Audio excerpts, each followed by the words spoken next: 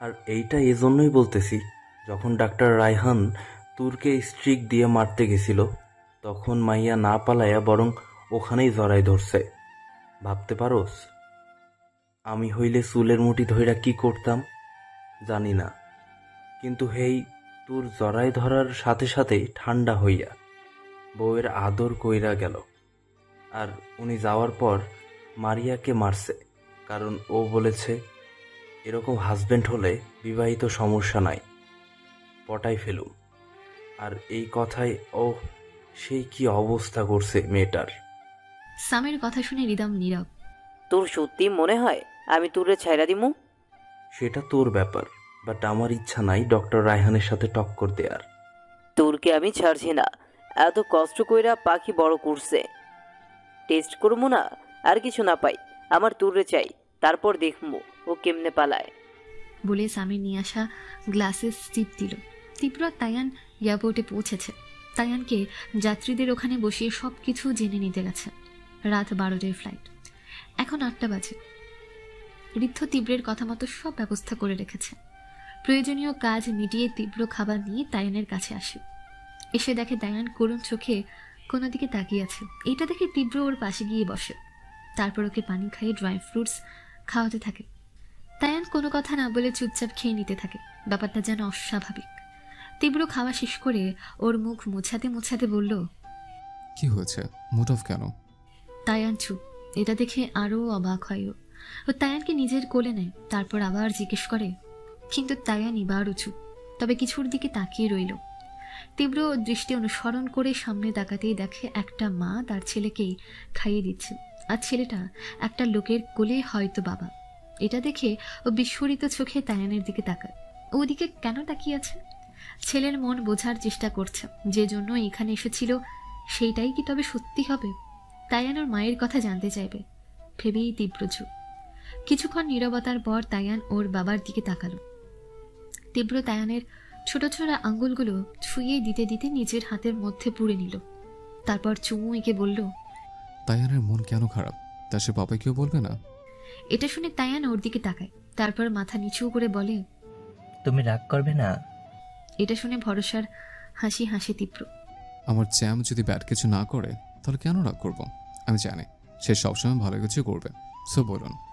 তায়ান তীব্রের দিকে তাকিয়ে কান্না ভেজা গলায় বলে, সবার মাম্মা পাপা থাকে, আমার স্কুলে বন্ধুদের তায়ান আঙ্কেল, রিদ আঙ্কেল, আর ওই পচা তীরেরও।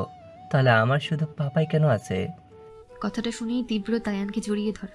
আর তায়ান বলে, তো আন্টি তীরকে কত আদর করে, তীরের দাদু দিদা কত আদর করে, আমার কেউ নেই কেন পাপাই? তীব্র কাপা কাপা গলায় বলে ওঠে। বাবা কি তোমাকে কম আদর করে? ভিজে আসে ওর গলা। তায়ান বুঝতে পারে পাপাই বোধহয় কষ্ট পেয়েছে। তাহলে তায়ান তীব্রের গলা জড়িয়ে ধরে। সরি পাপাই, আর বলবো না। তুমি আমাকে বেশি ভালোবাসো, আমার মাম্মা চাই না, তুমি কষ্ট পেও না। ছেলের কথাই তীব্র হাসে, নিজেকে সামলে নেয়। তখনই তায়ান মুখ তুলে তীব্রের দিকে তাকিয়ে বলে, আচ্ছা পাপাই, ডিজনিতে প্রিন্সদের যাদের মামাম ছিল না তারা নাকি গডের কাছে ছিল, আমার মামামও কি তাই? তখনই তীব্র তায়ানের মুখ চেপে ধরে ওকে বুকে জড়িয়ে নেয়। এসব বলতে নেই বাবা, আপনার মাম্মা আছে। কথাটা শুনেই তায়ান বিশ্বজয়ের হাসি দেয়। সত্যি আমার মাম্মা আছে? মাথা নেড়ে হ্যাঁ বলে তীব্র। মাম্মামকে চাই আপনার? মাথা নাড়াই তায়ান। আচ্ছা, এনে দেব। তুমি কি বিয়ে করবে? অরিনা বলেছিল ওর পাপা নাকি বিয়ে করে ওর জন্য মাম্মাম নিয়ে এসেছে। ছেলের কথাই হাসে তীব্র। বিয়ে করলে খুশি হবে? হ্যাঁ। আচ্ছা, তাহলে তাই হবে। তোমার পাপা বিয়ে করে তোমার জন্য একটা ডল মাম্মাম নিয়ে আসবে। তাল পাতা সিপাহীর মতো কিউট। এইটাকে? আচ্ছা, তুমি যেমনটা চাইবে, সুন্দর একটা মাম্মাম। এবার ভালো ছেলের মতো চুপ করে ঘুমাও, ফ্লাইট ছাড়তে দেরি আছে, নইলে কিন্তু মাম্মাম এনে দিব না। মাম্মাম তখন এনে দিব যখন তাইয়ান পাপের সব কথা শুনবে। আচ্ছা শুনবো। প্রমিস। প্রমিস। ওদিকে তুরের মনে স্বস্তি নেই। ঘড়ির দিক তাকিয়ে দেখে ঘড়ির কাঁটা 8:25 ঘরে। না চাইতেও কেন জানি অস্থির হয়ে উঠেছে। হঠাৎ গালে হাত পড়তেই কুকড়ে ওঠে, জ্বলছে গালটা। তখনই ব্যাগের দিকে নজর যায়। ও ব্যাগটা হাতে নিয়ে খুলতেই দেখে ফ্লাশ হয়ে ভাইব্রেট হচ্ছে, মানে কল করছে কেউ। সাইলেন্ট, তাই রিং শোনা যাচ্ছে না। তোর ধরার আগেই কেটে দিল। তো আর কল করতেই দেখে কয়েকশো মিসড কল। ও কিছু ভাবার আগেই আবার কল এলো। তোর বিশেষ কিছু না ভেবেই ফোনটা কানে দিল। কানে দেওয়ার সাথে সাথে তোয়ার ভয়ার তো আওয়াজ শুনতে পেল। হ্যালো তোর, বলছি ডক্টর রায়হান চলে যাচ্ছে, চিরদিনের মতো চলে যাচ্ছে। কথাটা শুনেই তোরের বুকের ভেতর কি যেন দলা পাকিয়ে আসে। নিঃশ্বাস বন্ধ হয়ে যাবার উপক্রম সৃষ্টি হয়েছে। না চাইতেও চিৎকার বেরিয়ে আসতে চাইছে বুক চিরে, কিন্তু তা যেন কণ্ঠনালী থেকে ঠোঁট পর্যন্ত আসতে ব্যর্থ। কেন তা ও নিজেও জানে না। কি হলো তোর, কিচ্ছু বলবি না? নিশ্চুপ তোর। তোর তোর তীব্র চলে যাচ্ছে আর তুই? তো বলার কি আছে? ওনার ইচ্ছে হয়েছে, উনি ঘুরতে এসেছে, ওনার ইচ্ছে হবে চলে যাবে। হেতে আমার বলা না বলা, চাওয়া না চাওয়ার কি আছে? তোর স্তব্ধ তোয়া। আমি আর কি বলছিস? উনি চিরদিনের জন্য চলে যাচ্ছে? উনি যে কোনোদিন ফিরবে তার কোনো ভিত্তি ছিল নাকি আশা? আমার চাওয়া না চাওয়ার কথা কেউ কোনোদিন ভাবেনি, আর আজ যে ভাববে না সেটা নিয়ে নতুন করে আর কি বলবো? 5 বছর আগেও উনি নিজের ইচ্ছায় চলে গিয়েছিলেন, আর 5 বছর পরও এখানে আমার কিচ্ছু দেখছি না। এবার তোয়ার কপট রাগ হলো, তাই ও রেগে গিয়ে বলল, ভালোই তো, এবার আর কেউ তোকে কোনো কিছুর জন্য মানা করবে না। বল, তুই নিজের ইচ্ছা মতো যা ইচ্ছে করে বেড়াবি, মদ নেশা নোংরামি যা ইচ্ছে করে বেড়াবি। তোর ওর কথাগুলো শুনে হালকা হাসল, তারপর শান্তভাবেই বলল, সবাই এতদিন তাই বলতো, শুধু তুই বুঝতে দেরি করে ফেলেছিস। আমি আসলেই খারাপ, আর ব্যাখ্যা দেওয়ার প্রয়োজন নেই, সেটা আমি নিজেই জানি। আর শোন, খারাপকে খারাপের মতোই থাকতে দে। তোদের মতো ভালো হতে চাই না, আমি খারাপ, স্বার্থপরই ভালো। শুধু একটা ব্যাপারে খারাপ লাগে, বাবা মাকে না চাইতেও কষ্ট দিয়ে ফেললাম। ওনারা এটা ডিজার্ভ করে না। সেই প্রথম থেকেই, এইচএসসি পরীক্ষার পর থেকেই আমার জন্য তাদের দুর্ভোগের শেষ নেই। জানি ওরা খুবই নরম মনের, শাসন করেছে, কিন্তু কথায় আছে না, কেউ না চাইলে তাকে শুধরানো যায় না। আমিও তাই, বাবা মা তো তাই কখনো ফেলে দেয়নি। যতই খারাপ হই না কেন, যতই বকুক আর অভিশাপ দিক, দিন শেষে মাথায় হাত দেওয়ার পর খেয়েছি কিনা জিজ্ঞাসা করার জন্য একরাশ অভিমান আর ঘৃণা নিয়ে ওনারাই পথ চেয়ে থাকে। বাড়ি না ফিরলে তোদের মতো ওনারা অভিমান করে বসে থাকতে পারে না, খবর নিতে ঠিক চলে আসে। জন্ম দিয়ে বড় করে দায় ঠেকেছে ওদের, ফেলে দিতে পারে না, সহ্য করে নেয়। যাই হোক, ভালো লাগছে না। ওদের ফোন দিয়ে বলে দিস আজ আর আমার বাড়ি ফেরা হবে না, নাইলে প্রতিদিনের মতো আজকেও বাড়ি ফেরার অপেক্ষা করবে। বিরক্ত লাগে এসব দেখতে, না করলেও শোনে না।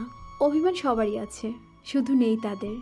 তাই তো বেহায়া নির্লজ্জের মতো এত ঝাড়ি কড়া কথা আর অপমান সহ্য করেও অন্যদের মতো মুখ ফিরিয়ে নেয় না। বলি হারে ওদের, দয়া করে বলে দিস ফিরছে না তোর। হ্যালো তোর। আর কিছু বলার আগেই ফোনটা কেটে দেয় তোর। ফোনের দিকে তাকিয়ে স্মিত হাসে, হয়তো নিজেকে তাচ্ছিল্য করতে ইচ্ছে করছে খুব। মেয়ে হিসেবে বড্ড বেশি বাজে হয়ে গেছে। সবকিছুর মাঝে দূর থাকলেও দূর নামের সেই অস্তিত্ব বিলীন। এই বিলীন অস্তিত্বের ব্যক্তিত্ব হারা মানুষকে সবাই খারাপ বললেও শুধু দুটি মানুষ পারে না। কিন্তু তবু কেন অদ্ভুতভাবে তৃতীয় একটা মানুষের জন্য সে মানুষগুলো কষ্ট পেতে হচ্ছে নিজের মেয়ের কাছে। আসলে অদ্ভুত, যারা প্রাণ দিয়ে নিজের সন্তানের ভালো চায় আজকাল তাদের জন্য নয় জীবনের মূল্য এমন কারোর জন্য নষ্ট যার কাছে তার জীবনের কোনো মূল্য নেই। কথাগুলো ভেবে নিজেকে যতটা না ছোট মনে হচ্ছে তার চেয়েও বেশি হাসি পাচ্ছে। হয়তো তীব্রের প্রতি চাপা ক্ষোভ বা রাগ থেকে এরকম পাগলামি প্রথমবার করেছিল, কিন্তু সঙ্গদোষটা কাল হলো, কি আসে যায়, ও তো ভালো আছে। সবাই সবার মতো ভালো থাকো। মোবাইলের গ্যালারিতে বিশেষ কিছু ছবি ভেসে ওঠে, কিন্তু পরক্ষণে আবার ফোন। বড্ড রাগ লাগে। মোবাইলটা ছুঁড়ে মারে দেয়ালে, হাত দিয়ে কিছুক্ষণ মুখ ঢেকে দীর্ঘ নিঃশ্বাস ফেলে শুধু এটুকুই বলে, সরি, আজ আমার জন্য সবার অনেক বেশি কষ্ট হচ্ছে, এর চেয়ে ভালো নিজেকে শেষ করে দে। কথাগুলো বলে ওভাবেই থম মেরে বসে রইল দূর। তীব্র চলে যাচ্ছে, হ্যাঁ যাবেই তো। এরকম মেয়ের জন্য কেউ কেন থাকবে? চলে যাক, কারো দরকার নেই। তীব্র এতদিন দূরে থেকে ভালো থেকেছে, ভবিষ্যতেও থাকবে, আরও নিজের মতো ভালোই থাকবে। এসব ভাবতে ভাবতে হঠাৎ কাউকেই নিজের সামনে অনুভব করে। তোর চোখ তুলে তাকিয়ে দেখে রিদাম দাঁড়িয়ে আছে। তখনই দেয়াল ঘড়িতে টং টং শব্দ শোনা যায়। তোর তার দিকে তাকিয়ে দেখে রাত 9টা বাজে। রিদামকে দেখে চোখ নামিয়ে আবার হাত দিয়ে মুখ ঠেকে বসে থাকে। তখন রিদাম ওর পাশে বসে নিরীহ কণ্ঠে বলে ওঠে, তোর তুমি বিশ্বাস করো, তোমাকে আমার সম্পর্কে যা যা বলা হয়েছে সব মিথ্যে, আমি এসব কিছুই বলিনি। তোর চুপ। আচ্ছা, তোমার বিশ্বাস না হয় তাহলে নিজেই ভেবে দেখো, এতদিন তোমার সাথে আছি অথচ তুমি বুঝলে না? এটা হতে পারে? মিথ্যে বলেছে ওরা। তোর ওর কথাই বিরক্ত। এ সময় কারো কথা শোনার মতন ধৈর্য, ইচ্ছে, মন মানসিকতা কোনোটাই তুরের নেই। তাই ও বেশ শান্ত কণ্ঠে বিরক্তির আভা ফুটিয়ে বলল, আমার কথা বলতে ভালো লাগছে না রিদাম, প্লিজ এখান থেকে যাও কিন্তু প্লিজ। হাত জোর করে রাগি ফেস। রিদাম আর কোনো কথা বলল না। ও চলে যেতে উঠতে নিল, তখনই তোর ওকে ডাক দিল। পিছন থেকে এমন কথায় রিদামের মন যেন নেচে উঠল। ও দ্রুত তুরের কাছে এসে মাটিতে দু হাঁটু গেড়ে আনন্দে আত্মহারা হয়ে বলল, সবকিছু, এভরিথিং যা তুমি বলবে। তোর বিশেষ কিছু না বলে চুপ করে নিচের দিকে তাকিয়ে রইল। আর রিদাম উত্তেজিত হয়ে ওর কথা শোনার জন্য আকুল হয়ে তুরের দিকে চেয়ে রইল। কিন্তু তুরকে চুপ থাকতে দেখেও বলে উঠল, কি হলো তোর? বলো, যা বলতে চেয়েছিলে। তুর সোজা হয়ে বসে হাতটা মুখ থেকে নামিয়ে নিল। জিহ্বা দিয়ে নিচের ঠোঁট ভিজিয়ে তা কামড়ে ধরল। চোখে পানি ছলছল করছে। রিদাম আবার জিজ্ঞেস করল, কি হলো? তোর ভিজে ওঠা গলায় স্পষ্ট কণ্ঠে উত্তর দিল, আমাকে? কথাটা শুনে বেশ অবাক হলো রিদাম, কিন্তু পরক্ষণে একটা শয়তানি হাসি ফুটে উঠল। তারপর বেশ নরম মুখ করেই বলল, আচ্ছা, যদি এরকম চাও তাহলে তাই, যেমন চাইবে। আমি তোমাকে তো কোনো কিছুর জন্য না করতে পারি না। তোর চুপ। আচ্ছা, তাহলে কি এখনই যাবে? তোর রিদামের দিকে মৃত চাহনি দেয়, পরক্ষণে অন্যদিকে তাকিয়ে মাথা নাড়িয়ে সম্মতি দেয়। তাহলে চলো।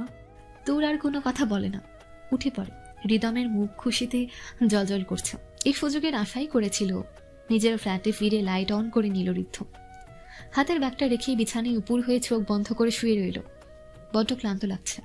তীব্র আর তায়ানকে এয়ারপোর্টে ছেড়ে অফিসে গিয়ে সমস্ত কাজ শেষ করতে করতে অনেক দেরি হয়েছে। আপাতত কয়েকদিনের জন্য ছুটি নিয়েছে বিয়ের জন্য। খুব খারাপ লাগছে, এত চেষ্টার পর তীব্রকে দেশে আনতে পারলো, কিন্তু লাভ কিছুই হলো না। যাওয়ার সময় অনেক বুঝিয়েছে, কিন্তু তীব্র বরাবরের মতোই নাছোড় বান্দা। নিজে থেকে কিছু না করলে কারো সাধ্য নেই তাকে দিয়ে কিছু করানোর। ভেবেছিল সবকিছু ঠিক হবে, কিন্তু ব্যাপারগুলো আরো বেশি ঘোলা হয়ে গেল। তীব্র যখন বলেছে আর ফিরবে না মানে ফিরবে না, আর তোর যে আরো খারাপ হবে তা নিশ্চিত। আর ভাবতে পারছে না। কোনো সম্পর্ক না থাকলেও মানুষগুলো তো আপন। ঋদ্ধ উপুর হয়ে শুয়ে থাকে। তখনই মোবাইলের রিং বেজে ওঠে। চোখ পড়তে স্ক্রিনে ভেসে ওঠে মিস্টার জাতাকল। ওহ নো বলে মোবাইলটা সাইলেন্ট করে রাখে। হ্যাঁ, মিস জাতাকল নামে ওর সন্দেহবাদী গার্লফ্রেন্ড নাম সেভ করা। এখন এই ফোনটা ধরে বিগড়ে যাওয়া মেজাজটা খিটখিটে করার ইচ্ছে হলো না ঋদ্ধের। এখন কেন? কখনোই না। ও ফোন কল ধরবে না। আর বাবা মা যে মেয়ের সাথে বিয়ে ঠিক করেছে সেই মেয়েকেই না দেখে এক কথায় বিয়ে করবে। আর ভালো লাগে না। মোবাইলের স্ক্রিনে দেখতে পায় 10টা বাজে, আর 2 ঘন্টা পর তীব্র আর তায়ানের ফ্লাইট। যা হওয়ার হয়েছে, এখন আর কিছু করার নেই। তাই এসব না ভাবাই ভালো। বড্ড পরিশ্রম হয়ে গেছে। একটা হট শাওয়ার নিয়ে ঘুম দিতে হবে। তাই আলসেমি ঝেড়ে ঋদ্ধ বিছানা থেকে উঠে একটা টাওয়েল হাতে শাওয়ার নিতে গেল। বেশ কিছুক্ষণ পর শাওয়ার নিয়ে বের হলো। কেমন জানি জড়তা কাজ করছে। মুডটা ফ্রেশ করা দরকার। তাই ও আয়নার সামনে গেল। কথাই আছে, লাইফের বোরিং চিন্তা হতাশা দূর করার জন্য পাগলামি অন্যতম উপাদান। ঋদ্ধ বেশ কিছুক্ষণ আয়নার দিকে তাকালো। নিজেকে একদম সুপুরুষ লাগছে। সুঠাম দেহের ফর্সা রং, কোনো হিরোদের চেয়ে কম না। নিজেকে ভালোভাবে দেখে নিল। গালটা ধরে ডান বাম করে কোমরে হাত দিয়ে বলল, জানিস ঋদ্ধ, সন্দেহ করা তোর গার্লফ্রেন্ডের মানসিক রোগ। বেচারিকে বুঝতে ভুল করেছি। আসলে তুই নিজেই এত হ্যান্ডসাম যে কোনো মেয়েই ক্রাশ খাবে, আর তাই তো সেই ভয়ে ও তোকে সন্দেহ করে। আজ এই সন্দেহবাদী গার্লফ্রেন্ডের জন্য কেমন গর্ব হচ্ছে, কাতুকুতু লাগছে। বলেই বিদ্যুতের মতো ঝাড়া মারে ঋদ্ধের শরীর। যাই হোক, এত সুন্দর ছেলেটাকে যে বিয়ে করবে সেই মতে ধন্য হবে রে ঋদ্ধ। আরে ঋদ্ধ, তুই একটা মেয়ের গর্বের কারণ হবি। বলেই হাসা শুরু করলো। তখনই কলিং বেল বেজে উঠল। বেশ বিরক্ত হলো ঋদ্ধ। এই বিরক্তির জন্য আলাদা ফ্ল্যাট নিয়ে থাকে, তবুও উফ, অসহ্য। ওদিকে লেট হওয়ার জন্য ক্রমাগত কলিং বেল বেজেই চলেছে। বেশ বিরক্তি নিয়ে ঋদ্ধ বলে, আসছি রে বাবা, আমি কালা না। ঋদ্ধ দরজা খুলতে খুলতে ঝাঁঝালো কণ্ঠে বলে, এই কে রে, এমন সুখের মুহূর্তে ডিস্টার্ব করছিস?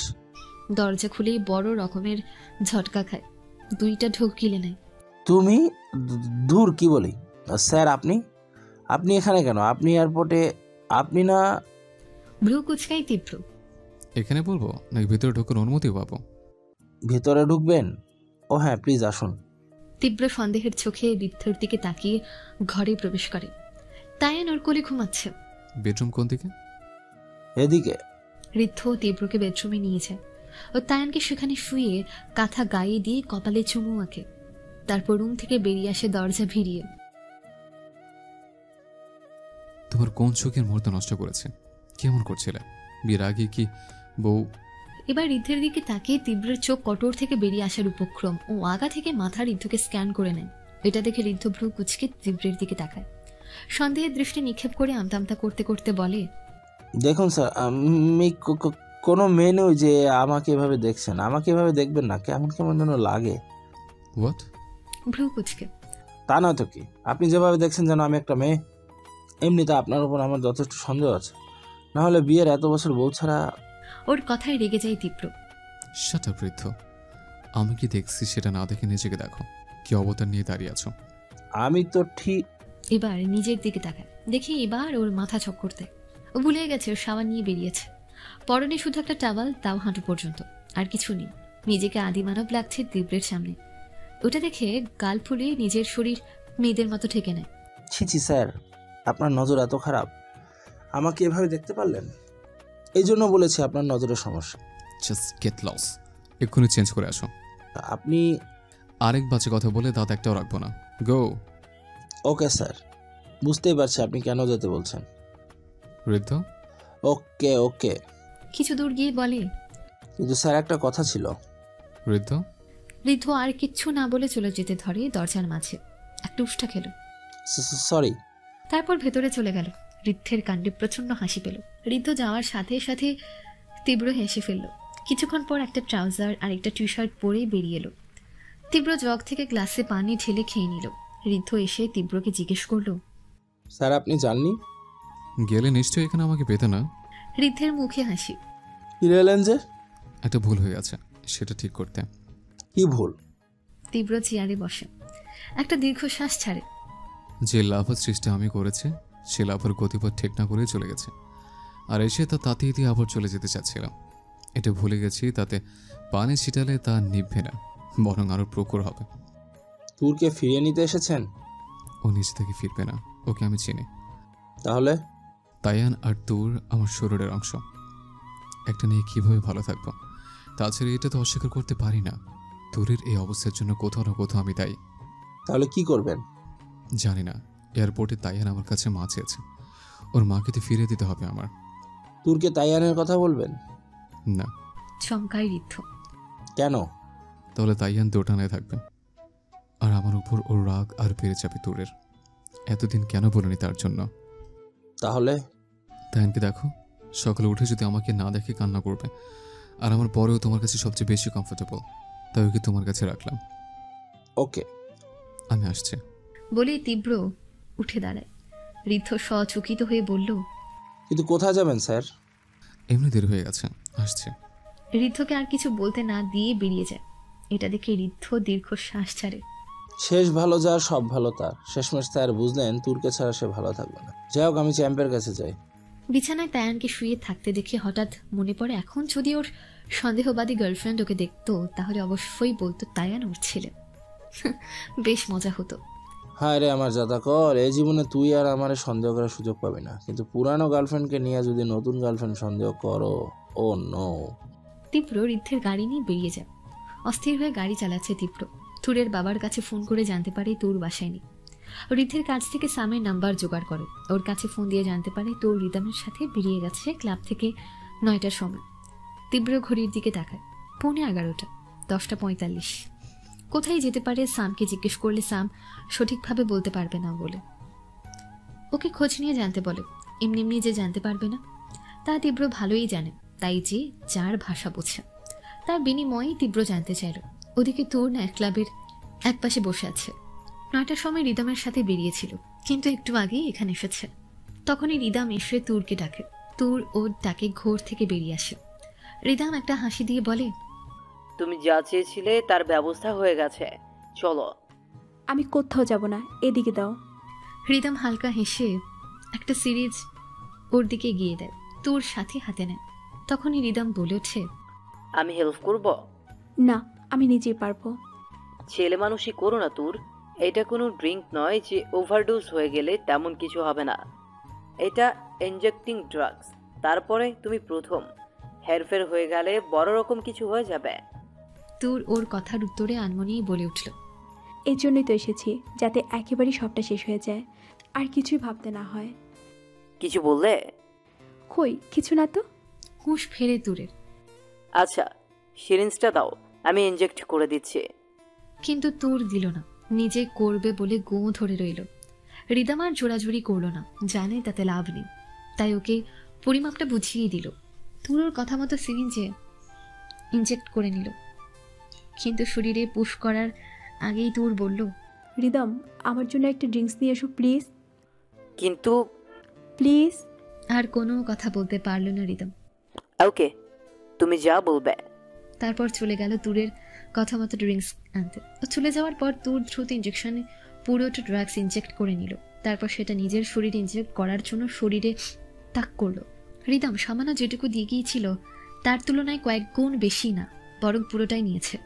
এর মানেটা ওর কাছে খুব ভালোভাবেই জানা যে এটা নিলে কি হবে ওর। ও কয়েকটা ঢোক গিলে গভীর নিঃশ্বাস নিয়ে নিল, তারপর সেটা নিজের বডিতে ইনজেক্ট করতে গেল। ওদিকে তীব্র স্যামের কাছ থেকে জানতে পেরেছে তুর কোথায়। ও দ্রুত সেই ক্লাবে যায়, মন খালি গু গাইছে। বারবার মনে হচ্ছে অনেক বড় ভুল করে ফেলেছে ও। তুরকে এভাবে নিজের কাছ থেকে যেতে দেওয়া, কথা বলা ঠিক হয়নি। ক্লাবে ঢুকিয়ে পাগলের মতন খুঁজতে থাকে। হঠাৎ ওর শেষের দিকের কর্নারে চোখ যায়। তুরের মতোই লাগছে, কিন্তু স্বাভাবিক না, কাঁপছে প্রচন্ড। ও দ্রুত সেদিকে যায়। মেয়েটা তুরের মতোই ড্রেস পরা, কিন্তু মনে হচ্ছে অচেতন, মুখ টেবিলের মাথা দিয়ে রেখেছে, তাই বোঝা গেল না।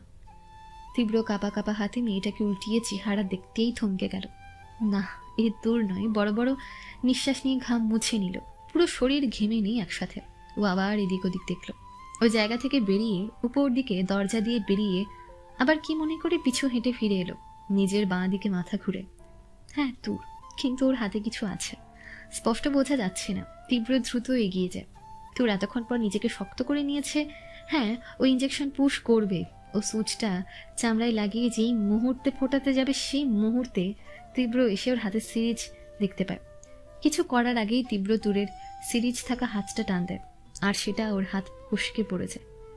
তীব্র, আপনি? তীব্র ওর কথার জবাব না দিয়েই সিরিজটা তোলে, আর সাথে সেই শিশিটাও। ও সেটা নিজের নাকের কাছে ধরে। খুব ঝাঁঝালো লাগে, চোখ মুখ খিচে আসে। বুঝতে পারে কি হতে পারে। ও সিরিজের থাকা ডোজটা দেখে, সেটা দেখে রাগী চোখে তুরের দিকে তাকায়। বুঝতেই পারে এটা নেশা করার জন্য নেয়নি তুর। এই পরিমাণ ড্রাগস মানুষের শরীরে গেলে মৃত্যু নিশ্চিত। ওইগুলো ফেলে তুরের হাতটা ধরে ছোট করে বলল, চলো। কিন্তু তীব্রের ঠিক বিপরীত কাজটাই করলো তুর।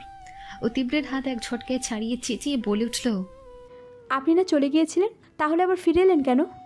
তীব্র শান্ত গলায় বলল, আমার সাথে এসো। তোর নিজের কণ্ঠে সেই তেজ নিয়েই বলল, যাব না আমি।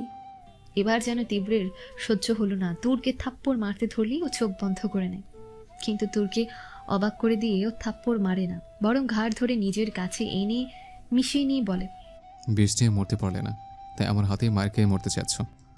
তোর নিজের ঘাড় ছাড়ানোর জন্য এক প্রকার যুদ্ধ করছে, কিন্তু তীব্র নাছোড়বান্দা, তুরের চুল ঝুটি করা, তাই ঘাড় ধরেছে। তোর ছটফট করছে শুধু। ছাড়ুন বলছি। তোমার মনে আছে যখন প্রথম তুমি আমার কাছে এসেছিলে, তখন এরকম ভাবেই মরার জন্য পাগল হয়ে গিয়েছিলে। তারপর মরার ভূত নামানোর জন্য কি করেছিলাম তা নিশ্চয়ই বলে যাওনি। তোর আগে চোখে ওর দিকে তাকিয়ে শান্তভাবে বলে, সব মনে আছে, আর তাই তো আপনাকে ঘৃণা করি। এবার ছাড়ুন আমাকে। আবার সেই ছটফটানি। হালকা হাসি তীব্র। তখন শুধু বন্ধু এনেছিলে, আর এখন তো তুমি আমার ভালোবাসার, তুমি আমার বন্ধ দরজায়, তুমি তীব্রের তুমি। তাই মরতে চাওয়ার কথা বলো না, অনেক বেশি দাম দিতে হবে তোমায়। কি করবেন? সেবারের মতো না মেরে মৃত্যু যন্ত্রণা দিবেন? তীব্র নিজের মুখে রহস্যময় হাসি ফুটিয়ে বলে, তীব্রের রাগ যেমন ভয়ঙ্কর, ভালোবাসা তুমি শুধু আমাকে চিনেছ, জানতে পারোনি। ছাড়ুন। তীব্র ওকে আরো কাছে নিয়ে আসে, মুখোমুখি দুজনেই। তখন বন্দিনী ছিলে, তাই মরণ যন্ত্রণা দিয়েছিলাম। আর আজ তুমি হয়েছে, ব্যাপারটা আলাদা। তাই এবার ভালোবাসার যন্ত্রণা পাবে। আর তীব্রে দেওয়া সব কিছু তোমার সহ্যের বাইরে। তাই বলছি, মরার ভূত মাথা থেকে নামাও। অনেক দামি আমার কাছে আমার বন্দিনী। মুক্ত আকাশে ছেড়ে দিয়ে দেখতে চেয়েছিলাম কতটুকু স্বাধীনতা নিতে সক্ষম সে। কিন্তু তুমি আমাকে বুঝিয়ে দিয়েছ তুমি বন্দিনী হিসেবে সবচেয়ে পারফেক্ট, আমার বন্ধ দরজার তুমি হয়ে। তুরের চোখে পানি পড়ছে, রাগ, অভিমান আর ক্ষোভ সবটা যেন মিলে একাকার হয়ে গেছে। তীব্র কখনো বদলাতে পারে না, আর আগের চোখ দিয়ে ঝরা পানিগুলো ঠোঁট ভিজিয়ে যাচ্ছে। এটা দেখে তীব্র ঠোঁটটা মুছে দেয়। তখনই হাতে ড্রাগস নিয়ে সেখানে রিদাম আসে। তুরকে কোনো লোকের সাথে এতটা ক্লোজ দেখে ওর মাথা গরম হয়ে যায়। ও গ্লাসটা ভেঙে দিতেই তীব্র ওর দিকে তাকিয়ে ভ্রু কুচকায়। তখনই রাগে গজগজ করতে করতে বলে ওঠে, আমাকে তো নখ স্পর্শ করার সুযোগ দাও না, আর এখানে একটা লোকের সাথে। রিদামের কথাই তুর ভয় পেয়ে গেল, নিজের জন্য না, রিদামের জন্য। কিন্তু রিদামের মুখে কথা শুনে নিচের দিকে তাকানো তীব্রের ঠোঁটে রহস্যময় বাঁকা হাসি ফুটে ওঠে। ও যা ভেবেছে তাই। তুর ওর দিকে তাকাতে ও তুরের ঠোঁটে হালকা বাতাস দেয়। ওর হাসিতে কলিজা কেঁপে ওঠে তুরের। ও তীব্রের চোখের দিকে তাকিয়ে ভয়ার্ত কণ্ঠে রিদামকে বলে, রিদাম, এখান থেকে যাও। কথাটা শুনে রিদামের আরো রাগ উঠে যায়।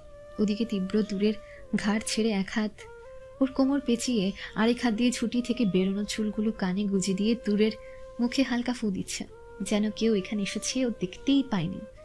এতে রিদামের রাগটা আরো বেড়ে যায়। ও তীব্রের দিকে এগিয়ে যায়। তীব্র পেছনে মুখ করেছিল আর তুরের মুখ রিদামের দিকে। পেছন থেকে রিদামের আশা তুরের দু চোখে ভেসে উঠল। রিদাম ওকে টাচ করার আগেই তীব্র নিজেকে ছড়িয়ে ঘুরে রিদামকে একটা লাথি দিল। সেই সাথে এক হাতে তুরকে খুব জোরে জড়িয়ে বুকের সাথে চেপে ধরে। ডক্টর রায়হান, আপনি যাকে চেয়েও টাচ করতে পারেন নাই তার একমাত্র হাজব্যান্ড। বাই দ্য ওয়ে, আপনি নিজের অজান্তে আমার কনফিউশন ক্লিয়ার করেছেন। সো আপনাকে এখন কিছু করার মোডে নেই আমি, চলে যান। ও অবাক চোখে তুরের দিকে তাকায়। তুরের শান্তভাবে ওর বুকে থাকায় বুঝতে বাকি রইল না ও সত্যি বলছে। কিন্তু রিদামও ছাড়তে নারাজ। তোর আপনার সাথে যাবে না, আর না নিয়ে যেতে দিব। তোর কি করবে সেটা ওর হাজব্যান্ড ডিসাইড করবে। কিন্তু এক মিনিট, তুমি তাহলে সেই রিদাম যার কিনা আমার তোরকে বিয়ে করার শখ হয়েছে, আর আমি দেশে এসেছি জেনেও তোরকে এখানে এনে ড্রাগস। তীব্র মোবাইলে নিজের পকেট থেকে মোবাইল বের করে একটা কল দিয়ে আবার তা কেটে দিল।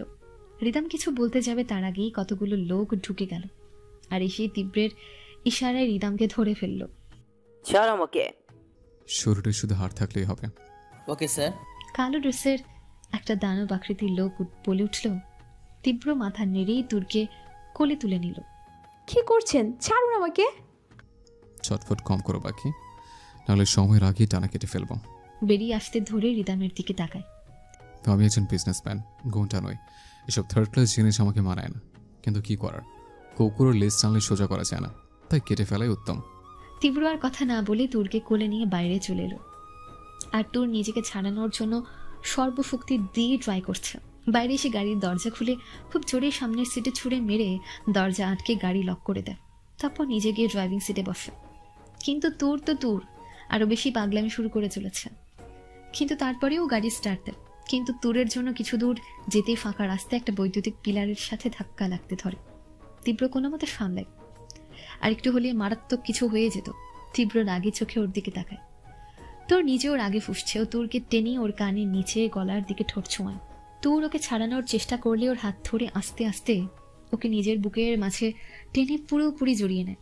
তুর কিছুটা শান্ত হয়েও বড় বড় নিঃশ্বাস নিয়ে ওকে দেখে যাচ্ছে।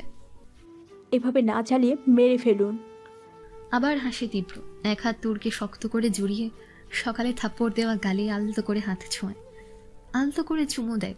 তারপর মোহিত গলায় বলে, কতবার বলবো, নিজের পায়ে কোরাল মারার মতো বোকা আমি নই। তুমি আমার। তোমার রাগ, জেদ, ভালোবাসা, ঘৃণা, প্রেম সব আমার। তোমাকে মারার কোনো লোভ দেখি না আমি। আর নিজের ভালো তো পাগলেও বোঝে, তাই নিজের একমাত্র যন্ত্রণা ভালোবাসাকে শেষ করে যন্ত্রণার সুখ থেকে বঞ্চিত করতে চায় না। ভালোবাসার সব কিছু ভালোবাসাই হয়, আর সেটা জোর করে তোর নামের কাউকে তীব্রের বন্ধ দরজার তুমি করে হলেও। তোর রাগে বড় বড় নিঃশ্বাস নিয়ে তীব্রের দিকে তাকায়। এটা দেখে তোরকে আরও রাগানোর জন্য দুষ্টুমির স্বরে, এভাবে তাকিও না অবাধ্য পাখি, ভালোবাসতে ইচ্ছে করে। তুমি তো বলেছিলে তুমি ছাড়া আর কাউকে ভালোবাসা আমার দ্বারা সম্ভব না। সো বুঝতেই পারছো, শেষে তোমার রাগ দেখে আবার প্রেমে না পড়ে যায়। আর তোমাকে এবার এমনি এমনি ডানা ভেঙে খাঁচায় পুরে রাখবো, যাতে ভুল করে ছাড়া পেলেও আমাকে ছেড়ে না পালাতে পারো। জড়িয়ে ধরা অবস্থায় তুরের নাকে নাক ঘষে। তুর ওর কথার প্রেক্ষিতে কঠোর গলায় বলে, আপনি বারবার নিজেকে হেরে আমার কাছে ফিরে আসেন, লজ্জা লাগে না? কথাটা শুনে তীব্র শব্দ করে হাসতে শুরু করে। তারপর বলে, অবাধ্য পাখি, তুমি জানো না মেয়েদের কাছে লজ্জা পেতে নেই, নিজেরই লস। আর হারার কথা বলছো, সেটা আমি তোমাকে জেলে বসেই বলেছিলাম। দ্বিধা ও দ্বন্দ্ব ভাঙছে ছন্দ প্রকৃত অচেনা ভয়। জানি যে কোনো শর্তে লুকিয়ে রয়েছে আমার পরাজয়। সেদিনও তোমার জন্য হেরেছে, আজও হারব, আর সারা জীবন হেরে যাব। কারণ প্রকৃত পুরুষ সেই যে নিজের স্ত্রীর কাছে হেরে যায়, নিজের ভালোবাসার কাছে হেরে যায়, নিজের ভালোবাসার জন্য হারে। শরীয়ত মোতাবেক ও স্ত্রীর কাছে হেরে যাওয়া সুন্নাত। হজরত মোহাম্মদ সাল্লাল্লাহু আলাইহি সাল্লাম নিজে বিবি আয়েশার কাছে ইচ্ছে করে হেরে যেতেন, আর আমি তোমার কাছে পারবো না? বেশ পারবো। কথাটা শুনে মুখ ফিরিয়ে নেয় দূর। যা ভেবেছিল তার উল্টো গান গাইছে তীব্র। এটা দেখে তীব্রের বেশ হাসি পায়।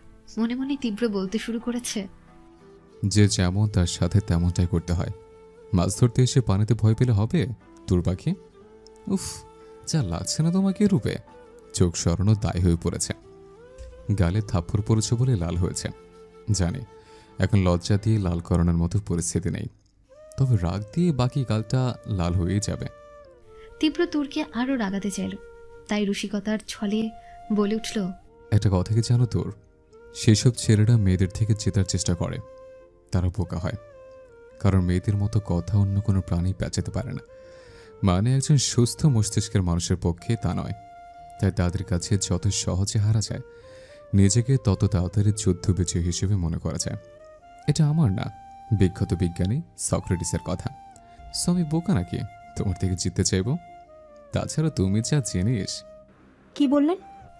রাগি চোখে। কিছু না রে পাগলি, তোকে কিছু বলতে পারে? শুধু এটাই বলবো, আগের অনেক। তোর ঝাড়া মেরে ওকে সরিয়ে চোখ পাকিয়ে তাকায়। তীব্রের এসব কথায় ওর গায়ে আগুন ধরে যাচ্ছে। প্রচন্ড রেগে বলে, এসব আহ্লাদি কথা আমাকে বলবেন না, আমি কিন্তু। আঙুল তুলিয়ে তীব্রকে থমকায়। এটা দেখে তীব্র হাসি দিয়ে ওর আঙুল নিজের আঙুলে গেঁথে নেয়, যেন সই পাতাচ্ছে। ওইটা দেখে হতবাক তুরের মুখ হা হয়ে অবাক দৃষ্টিতে তীব্রের দিকে তাকায়। তীব্র চোখ মেরে ইনোসেন্ট ফেস করে বলে, সুন্দরকে সুন্দর বললে আমার কি দোষ বলো? আমার চোখে তুমি ছাড়া আর কোনো কিছু ভালো লাগে না। এখন আমি কি করি? তাছাড়া তুমি আমার বউ, সুন্নত অর্জন করছি বইয়ের প্রশংসা করে। যাই বলো, তুমি কিন্তু আগের চেয়ে অনেক বেশি সুন্দর হয়েছ। চুপ, আর একটা কথাও না, না হলে কিন্তু এখানে আপনাকে খুন করব। তুর ওর মুখ চেপে ধরে। তৎক্ষণাৎ তীব্র ওর হাতে চুমো দেয়, আর সঙ্গে সঙ্গে তুর নিজের হাত সরিয়ে নেয়। এটা দেখে তীব্র বলে, বরকে ছুতে চাও? তার জন্য তো বাহানা করার কি আছে? না তো করিনি। আচ্ছা, লজ্জা পেলে আমি আসছি। তুরের দিকে এগিয়ে যেতেই তুর ধাক্কা দিয়ে ফেলে দেয়। তীব্র চাপা ঠোঁটে হাসে, আর তুর রাগে তীব্রের গলা টিপতে চায়, কিন্তু না করে নিজের চুল টানতে শুরু করে। আচ্ছা, চুল ছিঁড়তে হবে না লজ্জায়, আমি বুঝতে পারছি। আমি নিজের চুল ছিঁড়তে ছিঁড়তে জানি তো তুমি। আর কিছু বলার আগেই দূর খুব জোরে গাড়িতে আঘাত করে। তীব্রকে চেঁচিয়ে বলে, আরেকটা বাজে কথা না, আমি কিচ্ছু না, আমি। তখনই তুরির হাতের বাড়িতে গাড়িতে থাকা রেডিও বেজে ওঠে। তু চীজ বড়ি হ্যায় মস্ত মস্ত, তু চীজ বড়ি হ্যায় মস্ত। এটা শুনে নিজের অজান্তেই মুখ থেকে বেরিয়ে আসে। তো রাগে অসহায় চোখ নিয়ে একবার তীব্র আরেকবার রেডিওর দিকে তাকায়। এটা দেখে তীব্র শব্দ করে হেসে ওঠে। তোর কিচ্ছু বলতে পারছে না, সময় খারাপ হলে যা হয় আর কি। রাগে এবার রেডিওর দফাটাই রফা করে দেয়। দেখলে, সত্যি বললেই দোষ। আমাকে কিছু করতে পারলে না, বরং গাড়ির রেডিওটাই ভেঙে দিলে। বলিহারি তোমার। কি বললেন? নাক ফুলিয়ে, কই কিছু না, তুমি ঠিক করেছ। আমার বউকে যা বলার আমি বলবো, টিজ করব, বকবো, আদর করব, সবই আমি করব। এই রেডিও কেন বলবে? ভুল করে বলে ফেলেছে বলে ভাঙা রেডিও আবার ভেঙে দিল। তোর গম্ভীর হয়েই রইল। তা দেখে তীব্র হালকা হেসে গাড়ি স্টার্ট দিল। কিছু দূর যাওয়ার পর তোর আনমনে বলে উঠল, রিদমের কোনো দোষ নেই। সেটা আমি তোমার থেকে শুনতে চাইনি। সামনের দিকে ড্রাইভ করে। তুর আবার রেগে যায়। আপনি আমার জন্য একটা নিরাপদ ছেলেকে মারবেন আর আমি চুপ করে থাকবো? তা তো হয় না। নিশ্চুপ তীব্র। দেখুন তীব্র, ও যা করেছে আমার কথায়, আমি যা বলেছি ও তা শুনেছে, আর ড্রাগস অ্যান্ড যা যা সব কিছু আমার কথায়। কথাটা শুনে তীব্র গাড়ি ব্রেক করে। আর ইউ শিওর ও তোমার কথা শুনেছে? তীব্রের কথার মানেটা বুঝল না। ভ্রু কুচকে ও আমতামতা করে বলল, হ্যাঁ, কিন্তু কেন? তীব্রের চোখ মুখ মুহূর্তেই শক্ত হয়ে এলো। ও মোবাইল বের করে কল দিল। Yes sir. যে ছেলেটাকে নিয়ে গেছে শুধু মার না, হাতগুলো ভেঙে দাও, যাতে কয়েক বছরের জন্য নিজের পায়ে দাঁড়াতে না পারে। বাকিটা ঋদ্ধের থেকে বুঝে নিও। তীব্র। মোবাইলটা তীব্রের হাত থেকে নিতে চাইলেই তীব্রতা সরিয়ে তুরের গাল চেপে ধরে মুহূর্তেই শক্ত মুখে একটা টেডি স্মাইল দিয়ে বলল, আরে বোকা পাখি, আমার বউয়ের কথা শুধু আমি শুনবো, অন্য কেউ কেন শুনবে? আর এটাই ওর দোষ। এতে ওর দোষ কোথায়? ও তোমার কথা শুনেছে বলেই তুমি ওকে বলেছ। ও না শুনলে তো তুমি বলতে না। তোমার সব কথা শুধু আমি শুনবো, বুঝলে বোকা পাখি? বলেই তুরকে ছেড়ে দিয়ে আবার সেই হাসি। আপনি আসলেই খারাপ। তোমার কাছে কোনদিন ভালো ছিলাম যে আজ হব? গাড়ি স্টার্ট দিতে যাবে তখনই তুর বলে, আমাকে নামিয়ে দিন। তাহলে কি পুরোটা রাস্তা কোলে করে যাবা? কারণ তোমাকে তো আমি ছাড়ছি না। আমার যেখানে যাওয়ার আল্লাহ দুটো পা দিয়েছে, হেঁটে হেঁটে ঠিক যেতে পারবো। ঘুরেতে দেখো 12টা বাজে, এই নির্জন রাস্তা তোমার জন্য সেফ না। এটা শুনে তার ছেলের হাসি দেয় তুর। আপনি ভুলে গেছেন, আমি আপনার রেখে যাওয়া অবলা সেই মেয়ে নই। নিজেকে সামলাতে জানি আমি। এসব দুধভাত হয়ে গেছে। তীব্র অবাক চাহনি দেয়। তুর ওর চাহনিতে ডান ঠোঁটে তার ছেলের হাসি দেয়। তীব্র চুপ হয়ে আছে। কিছুক্ষণ বাদে রাস্তায় খাবারের হোটেল বাঁধে। তীব্র ওকে নিয়ে গ্রামের দিকে যাচ্ছে। গ্রামের হোটেল যেমন হয় এটা দেখে তীব্র গাড়ি থামায়। বুঝতেই পারছে তুরের খিদে পেয়েছে। ওর জানা মতে আজ কিছুই খাওয়া হয়নি। থামলেন যে? থেমেছে, ছেড়ে যাচ্ছে না। যাত্রার পথে মাঝে মাঝে প্রয়োজনে থেমে যেতে হয়, যাতে পরবর্তী পথ চলা আরো সুন্দর করে। ওর কথায় রিয়াক্ট করলো না। তীব্র ওর উত্তরের আশা না করে চলে যেতে চাইল। তুর ওকে ডাকলো, আমি কি এখানে নামতে পারি? আলতো হাসলো তীব্র। ওর মধ্যে তো চাইছো না? গাড়ি তো লক করা, না হলে হয়তো চাইতাম না। তীব্র কিছু না বলে দরজা খুলে দেয়। তুর গাড়ি থেকে বের হয়ে খাবারের হোটেলটাকে দেখে। ভেতরে বসার সাথে সাথে বাইরেও বসার জন্য কিছু বেঞ্চ আর চৌকি পাতা। ও পাশে থাকা পানির একটা ড্রাম দেখে এগিয়ে যায়। ড্রামের থেকে এক মগ পানি তুলে চেহারায় ছিটিয়ে দেয়। তখনই ওর কানে কিছু কথা আসে। তোর কথাগুলো লক্ষ্য করে সেদিকে তাকালে দেখে কয়েকজন লোক ওর দিকে দেখছে। কেউ ষাঁড়ের মতন তো কেউ পাটখড়ি। ওদিকে খেয়াল না দিয়ে মুখ ধুতে থাকে। তখনই তাদের মুখে বাজে কথা শুনতে পায়। বুঝতে বাকি থাকে না ওরা ওকে নিয়ে বলছে। তুরের পরনে কালো জিন্স টি শার্ট আর তার উপর একটা ব্ল্যাক জ্যাকেট। চুলগুলো ছুটি। তুর শুনিও না শোনার মতো করে নিজের কাজে যেতে লাগলো। হে ফুলটুসি, এভাবে কোমর দোলায়া কই যাও? কথাটা শুনে তুর থেমে যায়। রিল্যাক্স তোর, কুকুর ঘেউ ঘেউ করবেই, তার মানে এটা না যে তার সাথে তোকে তা করতে হবে। নিজেকে শান্ত করে চলে যেতে নেয়, কিন্তু তখনই খাটো মতন লোকটা মাঝখায় গলায় গেয়ে ওঠে। চুমকি চলেছে একা পথে, সঙ্গী হলে দোষ কি তাতে? বলে বিশ্রী হাসি দেয়। তখন ওই ষাঁড়ের মতো লোকটা মাতাল কণ্ঠে দাঁড়িয়ে বলে, আরে এটা চুমকি না রে মূর্খ, এটা আলিয়া ভাট। ফিগারটা দেখছোস না শালা? আর ওটা এক পথে না রে, এক রাতেই হবে, তাই না মামনি? লোকটার কথায় বাকি তিনজন ঠিক ঠিক বলে সম্মতি জানালো। তোর বারবার নিজেকে শান্ত করে নিচ্ছে, চাচ্ছে ইগনোর করতে, কিন্তু কোথাও একটা বাঁধছে। বারবার অতীতের কিছু সামনে ভেসে আসছে। তখনই ষাঁড়ের মতো লোকটা বলে উঠল, একা নাকি মামনি? যদি একা থাকো তাহলে আমাদের বলো, কোম্পানি দিব মামনি, কোম্পানি দিব। আমাদের সাথে তোমার এনজয় হয়ে যাবে। বলে চারজন হাই ফাই করে দেশি মদ খেতে লাগলো। তোর এবার সহ্য করতে পারল না। তীব্র খাবার বাড়িতে রেখে তোরকে খুঁজতে লাগলো। দেখলো পেছনে ফিরে দাঁড়িয়ে আছে তোর। কয়েকবার ডাকলো কিন্তু সাড়া পেল না। রাগ উঠে গেল। এই মেয়েটা। তীব্র তুরের কাছে গিয়ে সামনে খেয়াল না করেই তুরের বাহু ধরে নিয়ে আসতেই তুর অনড় হয়ে দাঁড়িয়ে আছে। অভ্রু কুচকে তুরের দিকে তাকাতে সামনে থেকেই একটা কর্কশ গলার বিশ্রী কথা কানে আসে। এই রে চিপকা, তোর চুমকির আগে থেকেই নাগর আছে, আমাগো আর দরকার নাই। এখন চুমকির ভাগ তার নাগর থেকে চা। যদি দেয়? বলি আবার হাসি। কথাটা শুনে তীব্রের মাথায় আগুন জ্বলে উঠল, কিন্তু পরক্ষণেই তুরের দিকে নজর যায়। তুর অদ্ভুতভাবে লোকগুলোকে দেখে কাঁপছে। ও কিছু একটা ভেবে থেমে যায়। বেশ তাচ্ছিলের সুরেই তুরকে উদ্দেশ্য করে বলল, এই জন্য বলেছিলাম মেয়েদের এত বার বাড়তে নেই, হালকা বিপদে পড়লেই সব শেষ। নিজেকে যার প্রোটেক্ট করার ক্ষমতা নেই সে আবার আমার সাথে। যাই হোক চলো। গাড়ির দিকে ফিরে যেতে, কিন্তু তুর ওর কোনো কথা শুনল বলে মনে হয় না। তখনই লোকগুলোর একজন বলে ওঠে, লেখকা, হিরোইনের আগে দেখি হিরো ভয় পাইয়া গেল। মামুনি, এইসব দিয়ে তোমার কাজ হবে না, তুমি বরং। তীব্র তুরকে কিছু বলতে ওর দিকে তাকাতেই দেখে সাথে তুর নেই। পরক্ষণে হৃদয়ে কাঁপানো আত্মচিৎকার শুনতে পায়। তীব্র সামনে তাকাতেই দেখে তুর পানি ভর্তি মাটির কলস হই সার মতো লোকটার মাথায় মেরে দিয়ে বড় বড় নিঃশ্বাস নিচ্ছে। রাগে কাঁপছে ওর শরীর। দাঁড়িয়ে থাকা চিকন লোকটা তুরের কাছে আসতেই পাশে থাকা মাঝারি সাইজের বাঁশ নিয়ে ওর মাথার বাম পাশে এত জোরে বাড়ি দেয় যে শুকনো বাঁশটাই ফেটে যায়। লোকটা মাথায় হাত দিয়ে ওখানেই বসে পড়ে।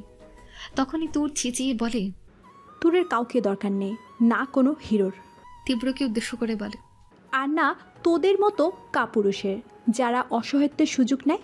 তোর নিজের রক্ষা নিজেই করতে জানে। তখনই শাড়ির মতো লোকটা মাথায় হাত দিয়ে চেঁচিয়ে বলে, শালি তুই আমারে। লোকটা উঠতে নিলেই দূর ওদের সামনে থাকা হালকা টেবিলটা হাত দ্বারা উঠিয়ে ওদের দিকে ছুঁড়ে মারে। তীব্র এতক্ষণ অবাক চোখে তুরকে দেখছিল। ও ভেবেছিল ওর তাচ্ছিলে হয়তো তুর রেগে লোকগুলোকে কিছু বলবে, কিন্তু ও এমন ভায়োলেন্ট কিছু করবে ভাবতে পারেনি। আসলে এই তুর অচেনা যে সামান্য জিনিসে কেঁদে ভাসাতো, সে আজ অদ্ভুত লাগছে সবকিছু, কিন্তু হঠাৎ যেন অদ্ভুত ভালো লাগাও উকিয়ে দেয়। নিজের অজান্তেই ঠোঁটের কোণে হাসি ফুটে ওঠে। বেশ ভালোই লাগছে তুরকে এভাবে দেখতে। কোনো অসহায়ত্বের ছাপ নেই, অজানা দাম্ভিকতা ফুটে উঠেছে আত্ম অহংকারের। তুর আজ ওকে হেলা করলেই কিন্তু তাতে খারাপ লাগা নেই, তৃপ্তি আছে। তবে একটা ব্যাপার স্পষ্ট, তুর উত্তেজিত হয়ে কিচ্ছু করছে না। ও রাগলেও নিজেকে কৌশলে সামলাচ্ছে, কারণ কোনো মেয়ের পক্ষে গায়ের জোরে 4 জন পুরুষকে থামানো সম্ভব না। আর তুর যে গায়ের জোরে কিছু করছে না, ওর স্কিল দেখে বোঝা যাচ্ছে। ব্যাপারগুলো যেন তুরের কাছে তুৎপাত। লোকগুলো আঘাত করা দুরস্তর কাছেই যেতে পারছে না। 3 জনকে সামনে ফেলে তুর কাঁপতে কাঁপতে বলে, সব মেয়েরা এক সমান হয় না, আর না সবাই এইটা ভাবে তাকে বাঁচানোর আকাশ ছিঁড়ে মাটি ফুঁড়ে কেউ আসবে। আমি তাদের মতো নই, ভাগ্যকে অনেক আগে ছেড়ে দিয়েছি। যা করি নিজের অ্যাবিলিটিতে করি। কথাটা বলে দূর পিছে ফিরতে নিলেই খাটো লোকটা যে লুকিয়ে পড়েছিল সে পেছনে থেকে হঠাৎ তুরের মাথায় বাড়ি মারে। এটা দেখে তীব্র খুব জোরেই ওর নাম ধরেই চিৎকার করে, তুর। আহ! চিৎকার করে উঠে তুর। মাথায় হাত দিয়ে ওই লোকটার দিকে তাকাতেই লোকটা ঢোকিলে তুর খুব জোরেই চেঁচিয়ে বলে, জানোয়ারের বাচ্চা, কাপুরুষ কোথাকার, পেছন থেকে মারা হচ্ছে। লোকটাকে একটা লাঠি দিয়ে সরু একটা সূচের মাথা বিশিষ্ট লাঠি নিয়ে লোকটার গলায় বিধিয়ে দিতে ধরলেই তীব্র আটকায়। তবুও খোঁচায় লেগে লোকটার গলা থেকে রক্ত বের হতে শুরু করে। তীব্র লাঠি তুরের হাত থেকে জোর করে নিয়ে ফেলে দিতেই, ছাড়ুন আমাকে, ওকে আজ মেরেই ফেলবো আমি। তুর। আর কিছু বলতে পারল না, লুটিয়ে পড়ল তীব্রের বুকে, জ্ঞান হারায়। তীব্র আর এক মুহূর্ত অপেক্ষা করল না, দ্রুত ওকে নিয়ে গাড়িতে বসিয়ে গাড়ি স্টার্ট দিল। হঠাৎ জোর কোনো আওয়াজ কানে আসতেই ঘুমের মাঝে চোখ মুখ খিচে নেই তুর। যে কোনো মানুষই বোধ হয় এরকমটা করবে। ঘুমো ঘুমো চোখেই চোখ খোলে। এতক্ষণ গভীর ঘুমে থাকার কারণে চোখ মেলে তাকাতে বেগ পেতে হচ্ছে। ঘুমটা যেন কাটতেই চাইছে না। শব্দটার জন্যই ঘুম ভাঙা, কিন্তু সেটা বোঝার অবকাশ নেই সদ্য ঘুম ভাঙা তুরের। অবচেতন মন শরীরের অবস্থা বোঝাতে ভারী শব্দদ্বয় উচ্চারিত করতে থাকে তুরের বন্ধ মুখ থেকে। ও বিছানা খামচে মাথাটা এপাশ ওপাশ করতেই হঠাৎ পুরোপুরি চোখ খোলে। এতক্ষণ পর বোধহয় মস্তিষ্ক কাজ করা শুরু করেছে তুরের। নিজের আশপাশটা দেখেই দ্রুত উঠে বসে। পুরো রুমটা অন্ধকার। নিজের ডান দিকে তাকাতেই দেখে জানলার পর্দা উঠছে। জানলার পর্দা বাতাসে বারবার সরে যাওয়াতে বাইরেটা দেখতে পাচ্ছে। বাইরের আবছায় কতগুলো ছায়া মতো দানব দেখতে পাচ্ছে। কোথাও আলোর রেখা নেই, তাই বোঝা যাচ্ছে না, কিন্তু ঝাপসা আধারের মাঝে প্রগাঢ় কালো প্রতিকৃতি দেখে তুরের বুঝতে ভুল হচ্ছে না ওগুলো গাছের প্রতিকৃতি। প্রতিকৃতির উপরের দিকে চোখ যেতেই গুটি কয়েক জল জল তারা দেখতে পায়। তার মানে আকাশ হালকা মেঘলা। আর অতিরিক্ত অন্ধকারের কারণ স্বরূপ এটাই বলা যায় আজ চন্দ্র বিলুপ্তির রাত।